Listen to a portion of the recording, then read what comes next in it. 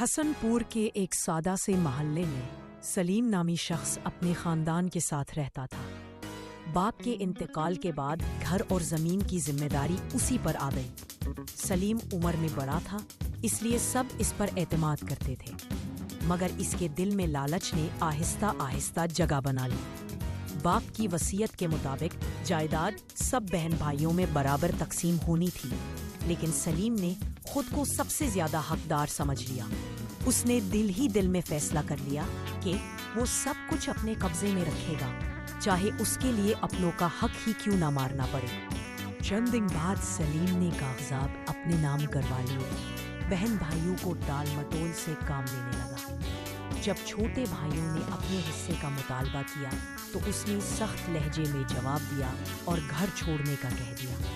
بہن کی آنکھوں میں آنسو تھے، مگر سلیم کا دل نہ پسوجا۔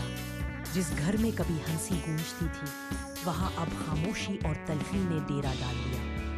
حق کھانے کی وجہ سے رشتوں میں دراریں پڑ گئیں اور محبت آہستہ آہستہ نفرت میں بدلنے لگی۔ بہن بھائی مجبور ہو کر الگ رہنے لگے۔ وہ محنت مزدوری کرتے، مگر دل کا دکھ کم نہ ہوتا۔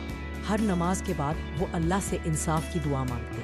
دوسری طرف سلیم مال و دولت کے باوجود سکون سے محروم ہوتا جا رہا تھا۔ اسے لگتا تھا کہ سب اس کے دشمن ہیں۔ دوست آہستہ آہستہ اس سے دور ہو گئے اور گھر میں بھی بات بات پر جھگڑے ہونے لگے۔ لالچ نے اس کی آنکھوں سے سچ دیکھنے کی طاقت چھین لی تھی۔ وقت گزرتا گیا اور سلیم کی زندگی میں مشکلات بڑھتی گئیں۔ کاروبار میں نقصان ہوا، بیماری نے آ لیا اور راتوں کی نیند اڑ گئی۔ وہ سوچنے لگا کہ آخر یہ سب اس کے ساتھ کیوں ہو رہا ہے۔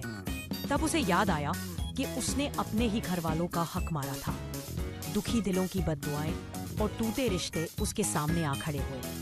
اسے پہلی بار احساس ہوا کہ حق کھانا وقتی فائدہ تو دے سکتا ہے، مگر سکون ہمیشہ کے لیے چھین لیتا ہے۔ آخر کار سلیم نے ہمت کر کے بہن بھائیوں سے معافی مانگی اور ان کا حق واپس کیا۔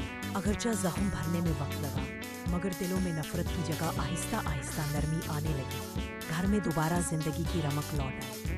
اس واقعے نے سب کو یہ سبق دیا کہ جو شخص دوسروں کا حق مارتا ہے، وہ دراصل اپنی خوشیوں کو خود ختم کر دیتا ہے۔ حق ادا کرنے میں ہی برکت ہے اور انصاف کے بغیر کوئی رشتہ قائم نہیں رہ سکتا۔